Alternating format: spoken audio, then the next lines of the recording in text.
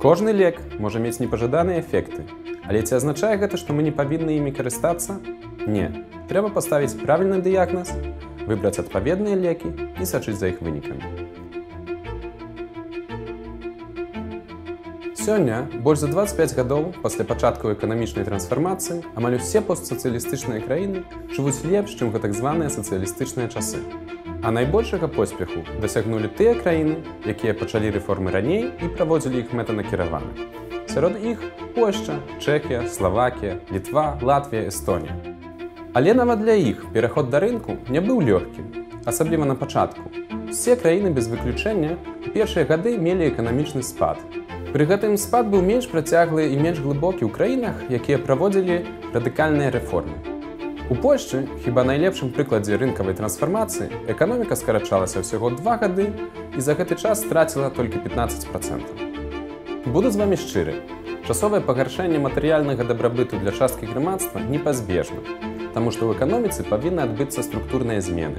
Сярод іншага, гэта рэструктурызацыя і ліквідацыя дзяржаўных стратных прадпрыемстваў, у тым ліку калгасаў, бо яны з'яўляюцца баластам для ўсёй эканомікі.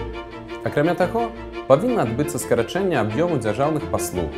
Беларусь займае адно з першых месцаў у Еўропе па колькасці асабовага складу міліцыі, спецслужб, арміі. Дворнікаў у нас больш, чым патрэбна. Увогуле сектар жыллёва-камунальных паслуг патрабуе кардынальных зменаў. Але не ўсё так дрэнна. Для некаторых рэформы гэта таксама шанец для выкарыстання свайго патэнцыялу. Напрыклад, маладыя людзі з валоданнем замежных моваў, здольныя засвойваць новыя веды, будуць вельмі запатрабаваныя. Людзі ініцыятыўныя і крэатыўныя, гатовыя браць на сябе адказнасць, таксама будуць у выйгрышы. З іншага боку, у выніку пераходу вялікай часткі эканомікі на рынкавыя ўмовы, найбольш пацярпець могуць працаўнікі ліквідаваных дзяржпрадпрыемстваў, якія не гатовыя будуць хутка перакваліфікавацца. Асабліва ў невялікіх гарадах і вёсках. Тое самае тычыцца працаўнікоў малаэфектыўных галін эканомікі, такіх як тэкстыльная прамысловасць ці сельская гаспадарка, бо гэтыя галіны будуць скарачацца. А вось пенсіянерам і іншым сацыяльным групам, якія залежаць ад дзяржаўных выплат, можа падацца, што яны абяднелі. Але насамрэч іх даходы будуць расці, толькі не так хутка, як даходы занятых у прыватным сектары. Каб не адбылося расслаенне грамадства, рэфарматары павінны выраўніваць магчымасці для ўсіх.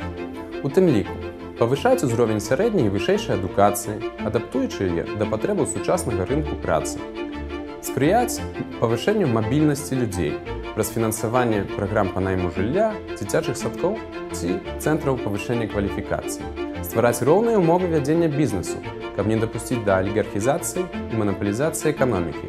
Урэшце дапрацаваць мэтавыя праграмы сацыяльнай падтрымкі для беспрацоўных, шматдзетных сем'яў, нездольных да працы і іншых.